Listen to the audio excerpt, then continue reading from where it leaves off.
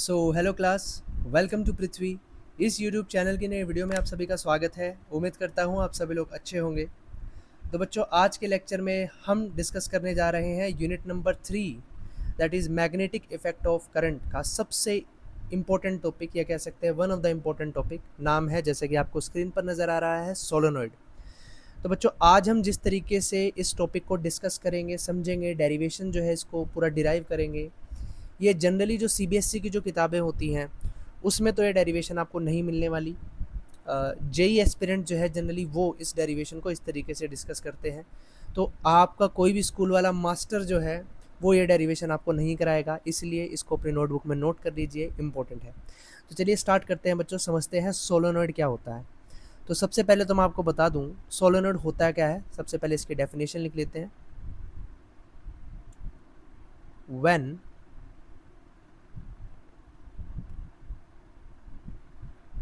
insulated copper wire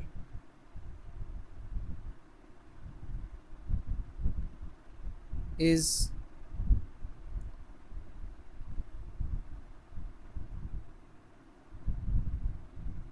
bent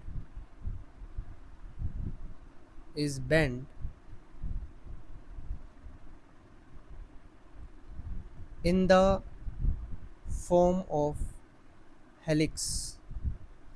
तो ऐसा जो स्ट्रक्चर होता है बच्चों, उस स्ट्रक्चर को हम सोलेनॉइड बोलते हैं। ठीक है, जब भी एक इंसुलेटेड कॉपर वायर को एक हेलिकल फॉर्म में बना दिया जाए या बेंड कर दिया जाए तो ऐसे स्ट्रक्चर को सोलेनॉइड कहते हैं। सोलेनॉइड दिखने में बेसिकली बच्चों कैसा होता है, मैं यहाँ पे छोटा सा बना के दिखा देता हूँ। आपके पास इस तरीके से इंसुलेटेड कॉपर वायर को कुछ इस फॉर्म में, इस फॉर्म को हेलिकल फॉर्म बोलते हैं बच्चों। हेलिकल फॉर्म में इसको इस तरीके से बना दिया जाता है और इस स्ट्रक्चर को हम सोलेनॉइड बोलते हैं। फिर इसको बैटरी से अटैच कर दिया जाता है, तो यहाँ पर इस तरीके से करंट फ्लो करेगा।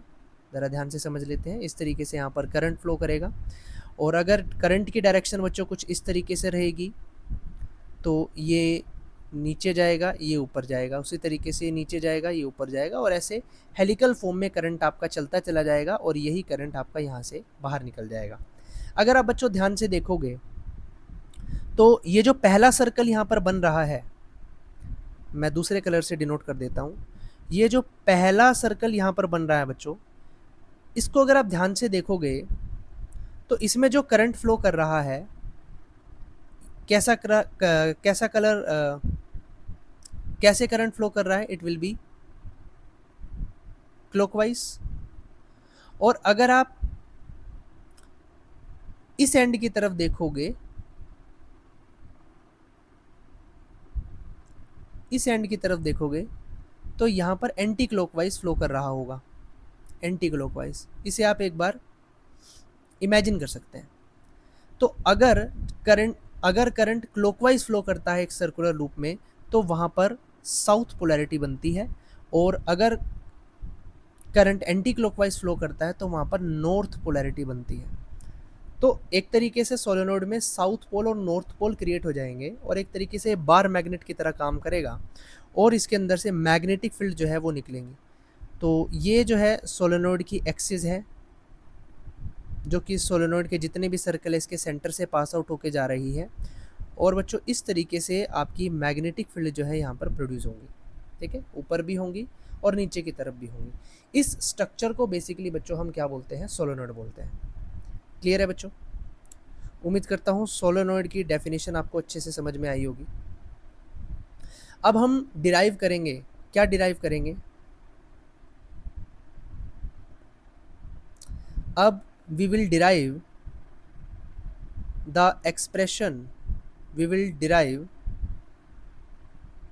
the expression for magnetic field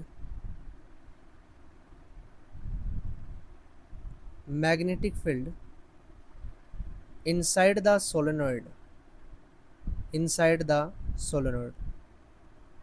on the axis। ठीक है बच्चों, अब जो हम आर्टिकल करने वाले हैं वो क्या आर्टिकल पढ़ने वाले हैं, कि ये जो आपको सोलेनॉइड मैंने यहाँ पर राइट साइड में बना के दिखाया है, इसके अंदर जो येलो लाइन से जो एक्सिस हम डिस्कस कर रहे हैं, मैं फिर से इसको रिप्रेजेंट कर देता हूँ। मैं बात कर रहा हूँ बच्चों, ये जो एक्सिस है, इस एक्सिस की बात कर रहा हूँ। इस एक्सिस पे अंदर सोलेनॉइड के मैग्नेटिक फील्ड कितनी होती है, वो मैग्नेटिक फील्ड हम डिराइव करेंगे, तो वो हम स्टार्ट करते हैं। ठीक है जी, तो चलिए बच्चों स्टार्ट करते हैं। सबसे पहले हम डायग्राम बनाएंगे। आप एक बात ध्यान देना, अगर मैं ये जो हेलिकल वायर है, इस वायर को मैं कुछ इस तरीके से रिप्रेजेंट करूंगा, ज़रा ध्यान देना।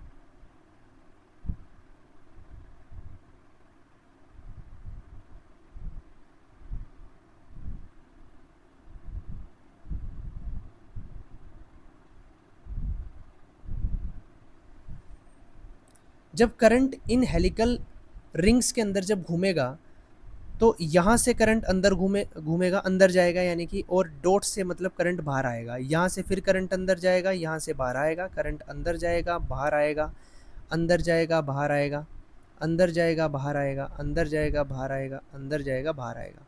बच्चों यहाँ मैं क्रॉस से रिप्रेजेंट कर रहा हूँ कि करंट आपका कैसे जा रहा है, इन साइड जा रहा है यानी कि अंदर जा रहा है, और डॉट से मैं रिप्रेजेंट कर रहा हूँ कि करंट जो है वो आउटसाइड आ रहा है यानी बाहर आ रहा है। और इस तरीके से आपके पास ये रिंग्स जो हैं वो होगी। इनमें से मैं बच्चों कोई भी रिंग ले लेता हूँ। सपोज़ कीजिए मैं ये वाली रिंग ले लेता हूँ। ये एक रिंग होगी, आप इसको 3 डायमेंशन में इमेजिन कर सकते हैं। ठीक है, इस तरीके से एक रिंग होगी। मैं कहता हूँ बच्चों इस रिंग की कुछ ना कुछ थिकनेस होगी, उस थिकनेस को मैं नाम देता हूँ dx। इस रिंग की थिकनेस होगी बच्चों dx, और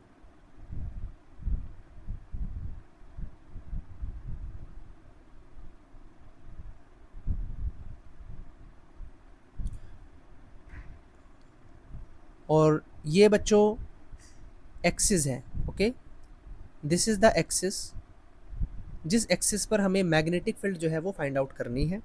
और इस एक्सिस पर मैं कोई भी रैंडम एक पॉइंट ले लेता हूँ। सपोज़ कीजिए मैं ये पॉइंट ले लेता हूँ, दैट इज़ पॉइंट P। और इस पॉइंट P के इस रिंग से जो दूरी है बच्चों, यानी कि दिस डिस्टेंस, इस दूरी को मैं नाम दे देता हूँ x। और आप सभी को पता है कि रिंग है तो रिंग एक सर्कुलर फॉर्म में है, इस रिंग का एक रेडियस भी होगा, और यहाँ से ये जो रेडियस है इसको मैं नाम देता हूँ capital R, which is the radius of this one ring. ठीक है बच्चों, और इस रिंग के ऊपर वाले पॉइंट को मैं यहाँ से जोड़ देता हूँ, and that angle will be angle theta. सभी को ये बात समझ में आई? ठीक है बच्चों। अच्छा, इस ट्रायंगल में मुझे टेन थीटा की आवश्यकता पड़ेगी आगे जाके, तो मैं आपको यहाँ पर पहले ही निकाल देता हूँ। अगर मैं इस ट्रायंगल में देखूँ और आपसे पूछूँ कि बच्चों टेन थीटा कितना होगा, ये बात हम आगे यूज़ करेंगे। बच्चों टेन थीटा होता है परपेंडिकुलर बाय बेस, और जैसा कि आपको डायग्राम में नज़र आया है, परपेंडिकुलर यहाँ पर एंगल के सामने वाला होता है, दैट इज़ R, और बेस यहाँ पर क्या है, x। तो बच्चों यहाँ से मैं बोल सकता हूँ कि x जो है वो किसके बराबर होगा, x बराबर होगा R बाई टेन थीटा के। और इसी चीज़ को मैं ऐसे भी लिख सकता हूँ, x is equal to R cot theta. कोई दिक्कत यहाँ तक? चलिए जी, ठीक बात है। इसी के साथ अगर मैं दोनों तरफ डिफ्रेंसिएशन करूँ तो dx by d theta that will be equal to R into में d by d theta of cot theta. और जब इसको हम सॉल्व करेंगे तो क्या आएगा, dx बाई डी थीटा बच्चों ये हमारा बराबर आएगा, कोट थीटा का डिफ्रेंसिएशन क्या होता है, minus of cosecant square theta. तो बच्चों फाइनली अपने पास आया dx जो है बच्चों वो बराबर होगा minus R cosecant square theta into d theta. बच्चों ये रिजल्ट हम याद रखेंगे, आगे इस्तेमाल होगा। क्लियर है बच्चों? इस ट्रायंगल में मैंने dx की वैल्यू निकालनी थीटा की फॉर्म में। क्लियर है बच्चों ये बात? चलिए, अब ये हमारा सोलेनॉइड है जिसमें कई सारे रिंग्स हैं।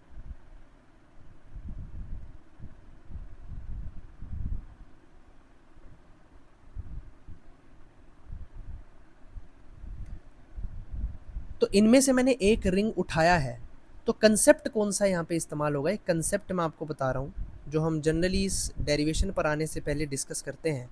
वो कंसेप्ट ये है कि अगर हमारे पास बच्चों एक रिंग दिया हुआ है और इस रिंग में करंट अगर फ्लो कर रहा हो, इस रिंग का रेडियस अगर r हो और इस रिंग के सेंटर से कुछ दूरी पर x दूरी पर अगर पॉइंट P हो, तो बच्चों इस पॉइंट P पर जो मैग्नेटिक फील्ड होती है वो मैग्नेटिक फील्ड कितनी होती है, ये हम ऑलरेडी डिराइव करके आ चुके हैं बच्चों। ये जो मैग्नेटिक फील्ड होती है, that magnetic field B is equal to mu not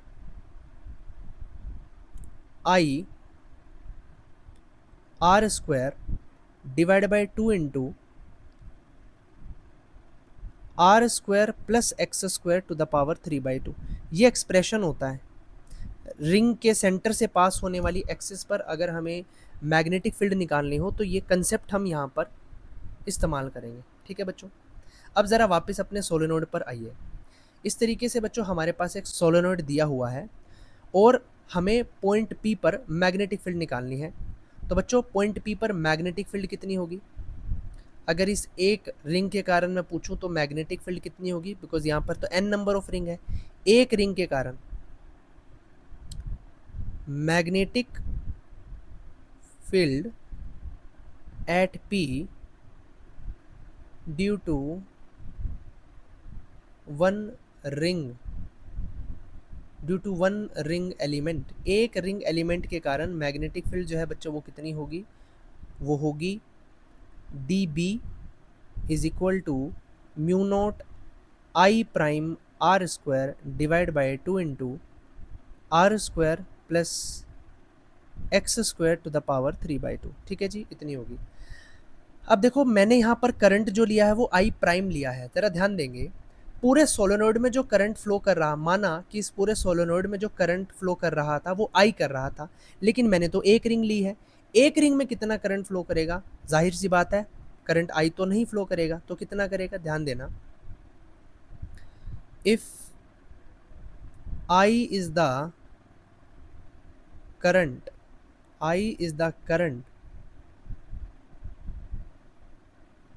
flowing in the solenoid,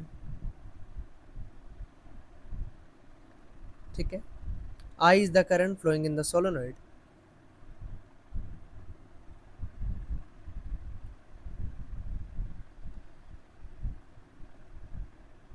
and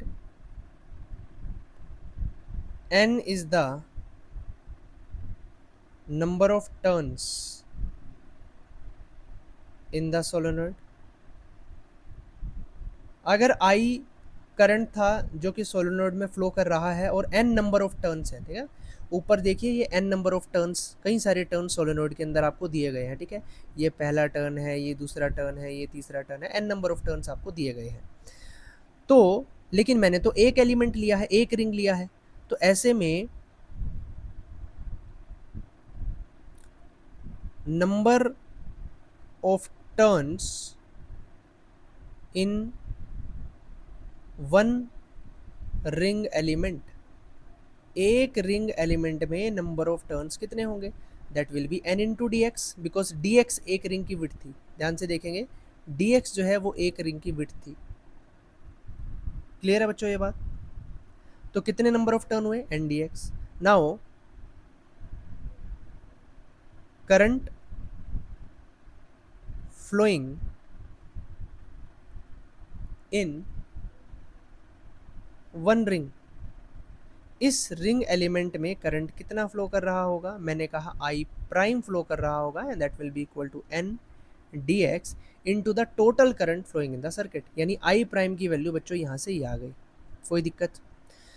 तो पहले मैंने बताया था कि पॉइंट P पर मैग्नेटिक फील्ड जो है वो इतनी है, इसमें I प्राइम की वैल्यू को ये वैल्यू पुट कर देंगे, तो बच्चों हमारी मैग्नेटिक फील्ड dB कितनी हो जाएगी? ध्यान देंगे, that will be equal to mu naught into I prime की value n dx I into R square divide by 2 into R square plus x square to the power 3/2। ठीक है बच्चों, तो इतनी मैग्नेटिक फील्ड होगी, यानी इस पॉइंट P पर बच्चों, इस पॉइंट P पर जो मैग्नेटिक फील्ड होगी वो कितनी होगी बच्चों? इस पॉइंट P पर अभी नीचे बताया, लेकिन हमें तो पूरे सोलेनोइड के लिए निकालनी है, तो इंटीग्रेशन को करना पड़ेगा और इंटीग्रेशन के साथ लिमिट कहाँ से कहाँ तक लेंगे, तो ज़रा आप ध्यान देंगे भाई सोलेनोइड हमारा इस एंड पॉइंट से शुरू हो रहा है, तो इस पॉइंट P को इस सोलेनोइड के एंड पॉइंट के साथ जोड़ देंगे। तो बच्चों ये वाला जो एंगल बनेगा, दैट एंगल हम मानते हैं दैट एंगल इज θ2। तो लिमिट कहाँ से रहेगी, θ2 से लेकर ये एंगल कहाँ तक जा रहा है, सोलेनोइड के इस एंड पॉइंट तक।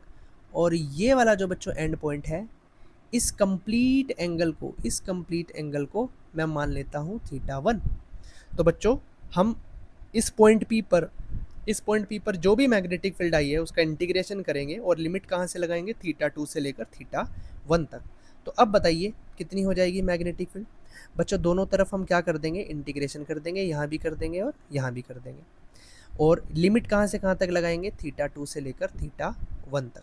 तो बच्चों इस इंटीग्रेशन को सॉल्व करेंगे। dB का इंटीग्रेशन होता है b, यानी पूरे सोलेनोइड के कारण integration limit from θ2 to θ1 mu naught n।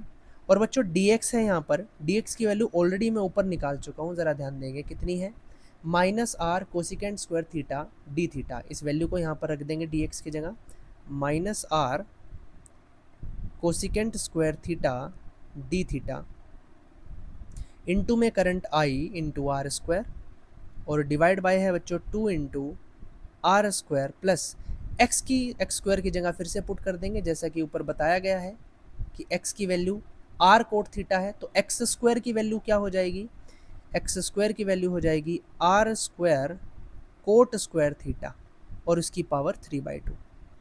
बच्चों अब हमें सिर्फ इस इंटीग्रेशन को सॉल्व करना है, तो थोड़ा सा मैथमेटिक्स की नॉलेज हमें यहाँ पर चाहिए होगी। इसको थोड़ा सिंप्लीफाई करते हैं, mu naught n minus R cosecant square theta d theta into I R square divide by 2 into, बच्चों दोनों से आर स्क्वायर कॉमन है, तो यहाँ से आर स्क्वायर कॉमन ले लेंगे, अंदर बचेगा 1 प्लस कोट स्क्वायर थीटा और इस पूरे की पावर है 3/2।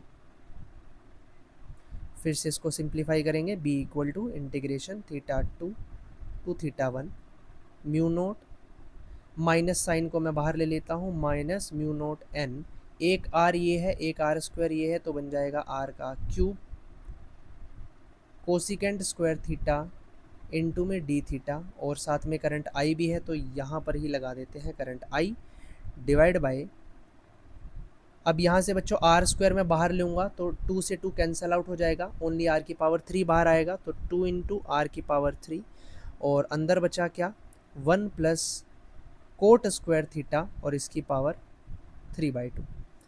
सिंप्लीफाई करेंगे, इंटीग्रेशन θ2 से θ1 minus mu naught n I into R square cosecant square theta into d theta divide by 2r का क्यूब, अच्छा यहाँ भी आपका r क्यूब है, ठीक है, इसको करेक्ट कर लेंगे,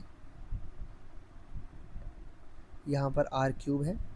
तो बच्चों 1 प्लस कोट स्क्वायर थीटा किसके बराबर होता है, that is equal to cosecant square theta और इसकी पावर हो जाएगी 3/2। तो फर्दर इसको हम सिंप्लीफाई करेंगे, इंटीग्रेशन θ2 से θ1 minus mu naught n I r का cube cosecant square theta into d theta divide by 2 into R का क्यूब, और बच्चों ये 2 से 2 कट जाएगा, नीचे बचेगा कोसिकेंट क्यूब थीटा। अब बच्चों थोड़ा सा काटा पिटी मचाएंगे, यहाँ पर आर क्यूब से आर क्यूब कट गया, कोसिकेंट स्क्वायर थीटा से एक पावर कट गई, तो फाइनली आपके पास आया इंटीग्रेशन θ2 से θ1 minus mu naught n I divide by 2 1 by cosecant theta into d theta. तो b बच्चों हमारे पास आ जाएगा इंटीग्रेशन θ2 से θ1 minus mu naught n I divide by 2, 1 by cosecant theta को लिख सकते हैं sine theta into d theta. तो बच्चों कॉन्स्टेंट टर्म को बाहर ले लेंगे, minus mu naught n I by 2 बाहर, इंटीग्रेशन θ2 से θ1 sine theta into d theta. और आप सभी बहुत अच्छे तरीके से जानते हैं कि minus mu naught n I by 2 integration θ2 से θ1, बच्चों साइन थीटा का जो, एक मिनट, ये तो मैं डायरेक्टली सॉल्व कर देता हूँ यहाँ पर, साइन थीटा का इंटीग्रेशन क्या होता है, माइनस ऑफ कोस थीटा, और लिमिट कहाँ से कहाँ तक रहेगी, थीटा 2 से थीटा 1। बच्चों माइनस से माइनस कट जाएगा, तो b अपने पास फाइनली कितना आ जाएगा, mu naught N I by 2, bracket में क्या रहेगा, अपर लिमिट यानी cos theta 1 minus cos theta 2। तो बच्चों that is our final expression, यानी कि मैग्नेटिक फील्ड जो हमारा इस तरीके से सोलेनोइड होता है, इस सोलेनोइड में अगर करंट आई फ्लो कर रहा हो, करंट आई अगर फ्लो कर रहा हो, तो बच्चों ये जो एक्सिस है, इस एक्सिस पर अंदर मैग्नेटिक फील्ड कितनी होती है बच्चों, ये एक्सप्रेशन आप लोग रट लेंगे, ये मैग्नेटिक फील्ड होती है। अब इसके कुछ केसेस हम डिस्कस कर लेते हैं, ठीक है, कुछ केसेस डिस्कस कर लेते हैं, इसको नोट कर लेंगे। अब ज़रा कुछ इम्पोर्टेंट केसेस की बात करते हैं, ठीक है, इम्पोर्टेंट केसेस की कुछ बात कर लेते हैं। इम्पोर्टेंट केस क्या है, पहला केस बच्चों ये है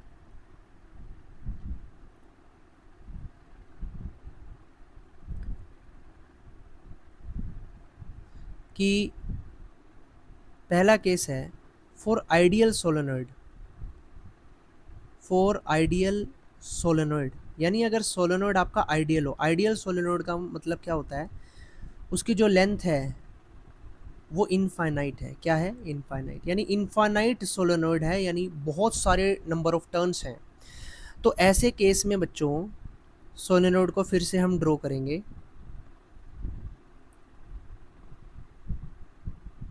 क्रॉस का मतलब क्या होता है, मैग्नेटिक फील्ड, सॉरी करंट की डायरेक्शन इनसाइड, और डॉट का मतलब होता है करंट की डायरेक्शन आउटसाइड, ठीक है। तो ये आपकी एक्सिस है, और ये हमारी वो पहली रिंग थी, this was the first ring, और ये हमारा वो पॉइंट था, that point is point P, और इसको जब हमने यहाँ से जोड़ा था तो ये एंगल आया था थीटा। अब अगर इन्फानाइट सोलेनोइड हो जाएगा, तो बच्चों जो इसका एंड पॉइंट होगा वो बहुत ज़्यादा दूर होगा, क्या ऐसा होगा, इस सोलेनोइड का एंड पॉइंट्स जो हैं वो इन्फानाइट दूरी पर होंगे, यानी बहुत दूर होंगे। तो अगर मैं इस एंड पॉइंट को पॉइंट पी से जोड़ूंगा, तो बच्चों थीटा 1 जो है हमारा, थीटा 1 यही होता था ना, थीटा 1, और थीटा 2 क्या होता था, जब पॉइंट पी को दूसरे वाले एंड पॉइंट से जोड़ेंगे, ये आपका थीटा 2 होता था। तो ज़रा ध्यान से देख के बताएंगे कि अगर हमारा सोलेनोइड इन्फानेट हो जाएगा, तो ऐसे में थीटा 1 कितना हो जाएगा, थीटा 1 बच्चों आपका कितना हो जाएगा, 180 डिग्री, और थीटा 2 कितना हो जाएगा, दैट विल बी 0 डिग्री। अगर ऐसा है तो मैग्नेटिक फील्ड कितनी हो जाएगी, एक्सप्रेशन सभी को याद है, यहाँ पर लिखा हुआ है, इसमें थीटा 1 और थीटा 2 की वैल्यू को ये पुट कर देंगे, तो मैग्नेटिक फील्ड आएगी mu naught N I by 2 cos theta 1, यानी कि कोस of 180 degree minus cos of 0 degree. तो ये कितना आ जाएगा, mu naught N I by 2, cos 180 की वैल्यू -1 और कोस 0 की वैल्यू भी होती है -1। सो फाइनली बच्चों बी जो है वो हमारा आएगा, ये आपका कंबाइन करके -2 बन जाएगा, और 2 से 2 कट जाएगा, तो बी हमारा आ जाएगा minus of mu naught N I. और अगर मैं पॉजिटिव वैल्यू लूँ तो बी का मोड ले लेंगे, यहाँ पर भी मोड ले लेंगे, तो बी आपका कितना आ जाएगा, that will be mu naught N I. ये बात याद रखेंगे, अगर आइडियल सोलेनोइड है यानी लेंथ इनफाइनाइट है, तो ऐसे केस में जो मैग्नेटिक फील्ड होगी एक्सिस पर अंदर, वो म्यू नॉट एन आई होगी, ठीक है, इंपॉर्टेंट बात। अब एक इंपॉर्टेंट केस करते हैं, that is case number 2, magnetic field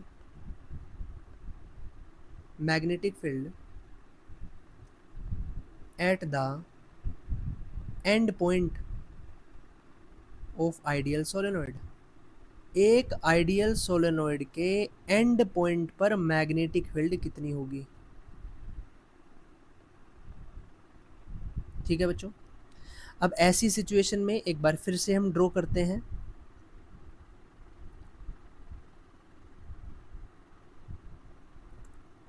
ये आपका सोलेनोइड है बच्चों, क्रॉस का मतलब करंट अंदर, और डॉट का मतलब करंट बाहर। और ये आपकी एक्सिस है, दिस इज द एक्सिस। और अब पॉइंट पी जो है एंड पॉइंट पर है, यानी कि यहाँ पर है। और सोलोनॉइड कैसा है बच्चों, इनफाइनाइट है, तो ये वाली साइड जो होगी वो इनफाइनाइट यानी दूर तक जा रही होगी। ऐसे में बच्चों आप मुझे बताइए, अगर ये इनफाइनाइट सोलोनॉइड है और इस पॉइंट को अगर पॉइंट पी से जोड़ा जाएगा तो ऐसे में थीटा 1 कितना हो जाएगा सर, 180 डिग्री हो जाएगा।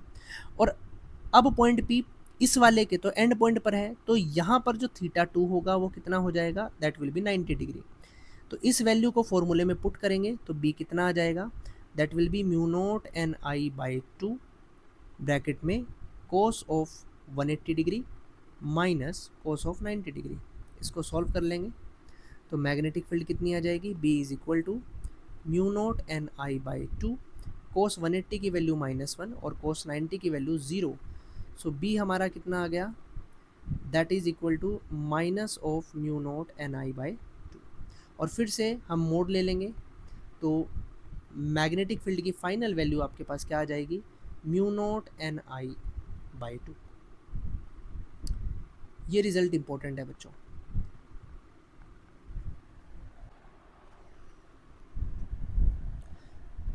ये रिजल्ट बहुत इंपॉर्टेंट है, यानी कि जो हमने ऊपर सोलोनॉइड पढ़ा, ध्यान से देखेंगे, ये जो सोलोनॉइड हमने पढ़ा, पूरे सोलेनॉइड के अंदर मैग्नेटिक फील्ड तो इतनी थी, ये एक्सप्रेशन जो हमने यहाँ पर निकाला इतनी थी, ये वाला जो एक्सप्रेशन, लेकिन एंड पॉइंट पर आधी हो जाती है ना, म्यू नॉट एन आई तो अंदर थी, लेकिन एंड पॉइंट पर कितनी हो जाती है, हाफ हो जाती है।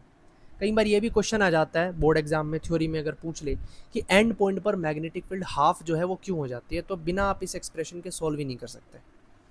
ठीक है जी, तो इसका ग्राफ भी आपको पढ़ लेना चाहिए साथ के साथ। अगर मैं इस पूरे सोलेनॉइड का ग्राफ बनाऊं फॉर द आइडियल सोलेनॉइड, तो आइडियल सोलेनॉइड का ग्राफ कैसे बनेगा, ध्यान देंगे।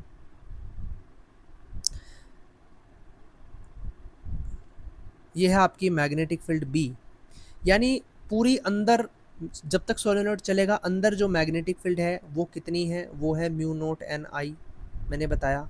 और जैसे ही एंड पॉइंट पर आए सोलेनॉइड के, तो एंड पॉइंट पर मैग्नेटिक फील्ड जो है वो हाफ हो जाती है। ठीक है, ये डिस्टेंस है एक्स, मैग्नेटिक फील्ड यहाँ पर कितनी हो जाती है, हाफ हो जाती है, कितनी, mu naught N I by 2।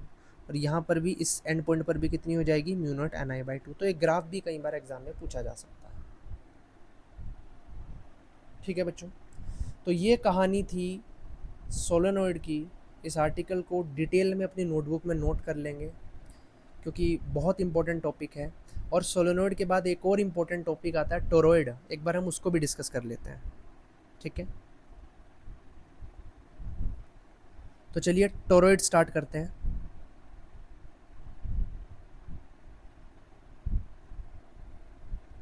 Next article है बच्चों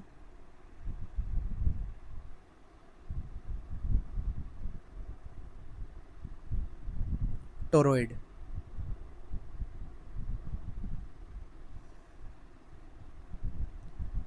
ध्यान से समझना बच्चों, टोरॉइड क्या होता है। When A solenoid is bent in the form of a circle, then this structure is called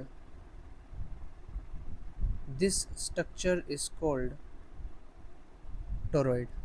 ठीक है, अगर एक सोलोनॉइड भी मैंने बताया ऊपर किस तरीके से होता है, this is the form of A solenoid. ठीक है, ये हमारा सोलोनॉइड था। अगर मैं इसको सर्कुलर फॉर्म में बना दूं, कैसे, जरा ध्यान देंगे।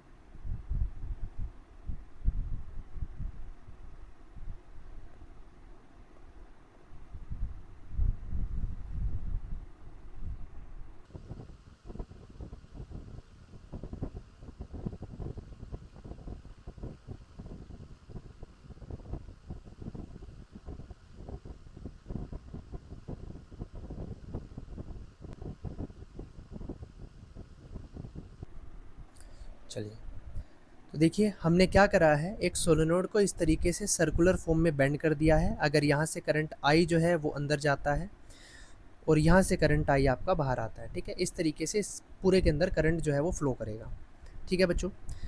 अच्छा, अब अगर करंट फ्लो करेगा तो इस टोरॉइड के अंदर भी सेम मैग्नेटिक फील्ड बनेगी। मैग्नेटिक फील्ड की एक्सिस मैं यहाँ पर ड्रॉ कर देता हूँ।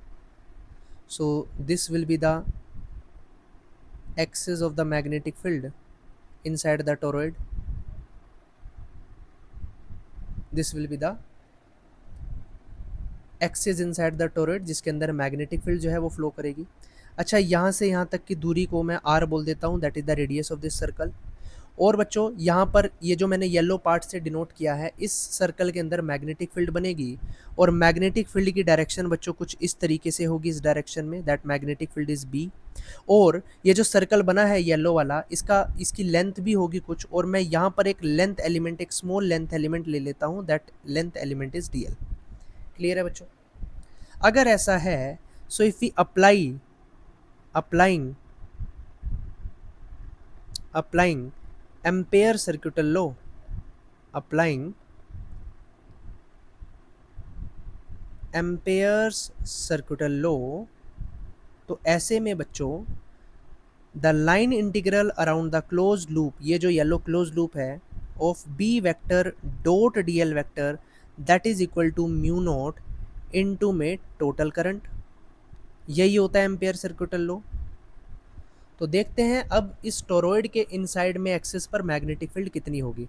आपको डायग्राम में देखने से पता चल रहा है कि बी और डी एल दोनों सेम डायरेक्शन में है, तो डॉट प्रोडक्ट है इनका, तो डॉट प्रोडक्ट को मैं लिख सकता हूँ B d l cos of 0 degree. 0 degree क्यों? क्योंकि दोनों सेम डायरेक्शन में है, which is equal to mu naught into में टोटल करंट।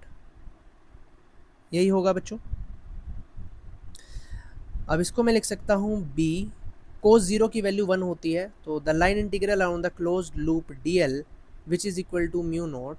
और बच्चों total current, n number of loops हैं, ये जो लूप, ये जो करंट की रिंग्स मैं यहाँ पर दिखा रहा हूँ, ये टोटल n है और सर्कल की फॉर्म में है। कितनी लाइन, कितनी लेंथ में फैली है, तो मैं लिख सकता हूँ n इंटू में 2 पाई r इंटू में i, ये आपका टोटल करंट होगा।